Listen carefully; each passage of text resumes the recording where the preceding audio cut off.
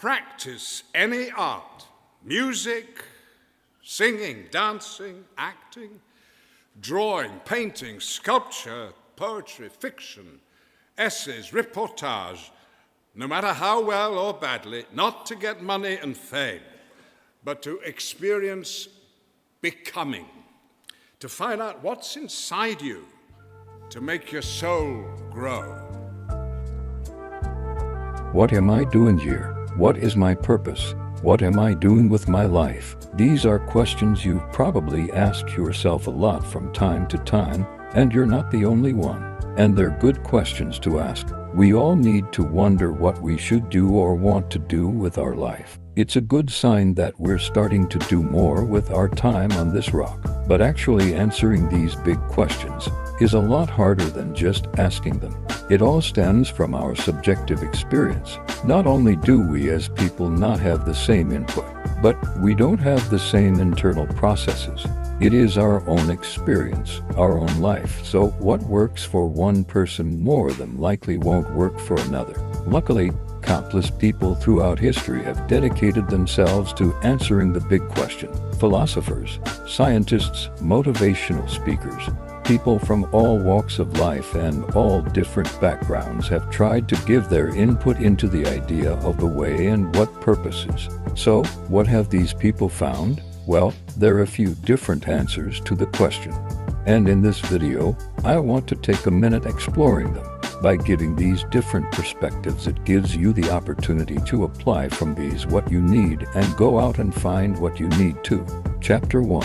Hustle Culture.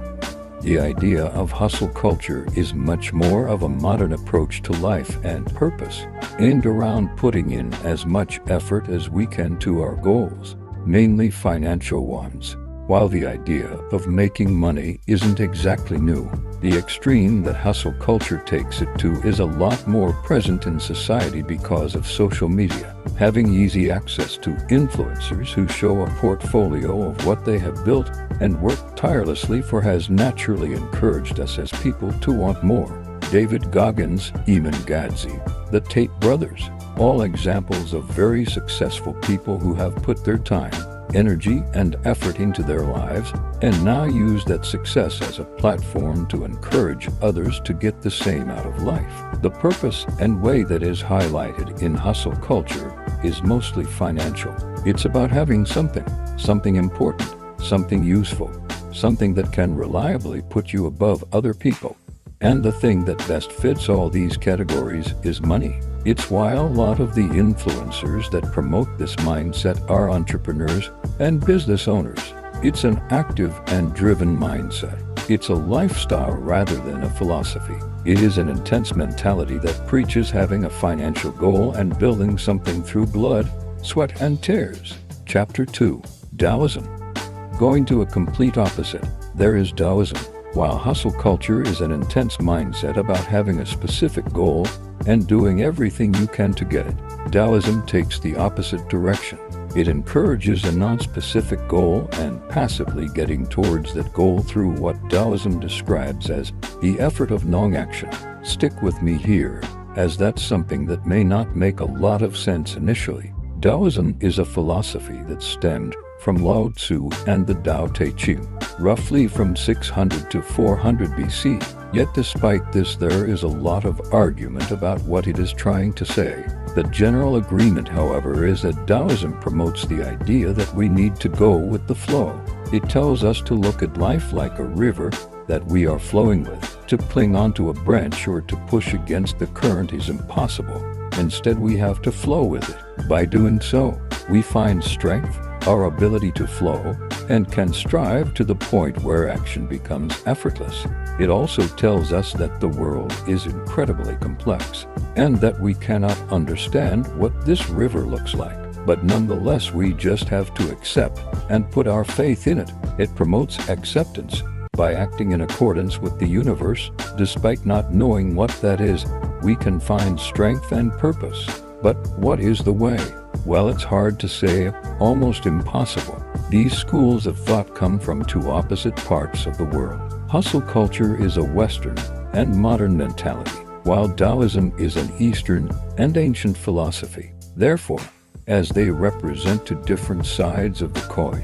One cannot be for everyone, or even one person for all their life. So what the fuck do we do? Well, we need to look in a more individual-focused way. Chapter 3. Positive Psychology. Hustle culture and Taoism both represent philosophies. They are mindsets and give a general idea, but this doesn't really give us a lot of practical advice and straightforward directions to follow. For that, we can look to science, more specifically positive psychology. This field of psychology offers science-based, practical reasoning for how we can improve our lives, applicable to all of us. One lesson it gives us is the idea of flow. It's something we all have experienced at least once, often referred to as being in the zone. Flow is when we are at our highest form of being. We only see the task at hand, and completing it is effortless. Being in this state allows for us to complete our purpose and find fulfillment. Another aspect of our being we can focus our energy towards is our signature strength. These are described as individual characteristics that by culturing we can improve our life. They differ from person to person but usually include traits such as compassion, grit, empathy, or forgiveness. By encouraging both signature strengths and flow, we can move through the different lives, which are different categories to describe our experience. There is the pleasant life, all about experiencing positive states. The good life, which is achieved by culturing our strengths. And finally, the meaningful life, where we live for a purpose beyond ourselves.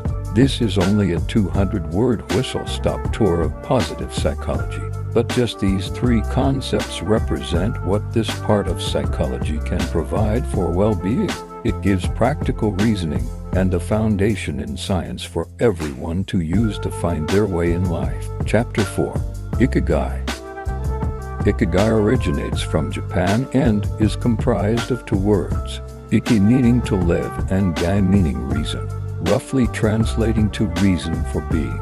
It is broken down into four main sections, four aspects of life that must be balanced in order for us to find our reason, our way. These aspects are what you can be paid for, because it's what we need to make our way in the world with freedom, what you love, that which you feel energy for and a drive or passion, what you are good at, that which you are better than most and have talent for, and what the world needs, that which benefits other people. They overlap with each other and have their own parts of purpose, but overall it is the harmonization of these four aspects that give one's life ikigai and allow us to find our way.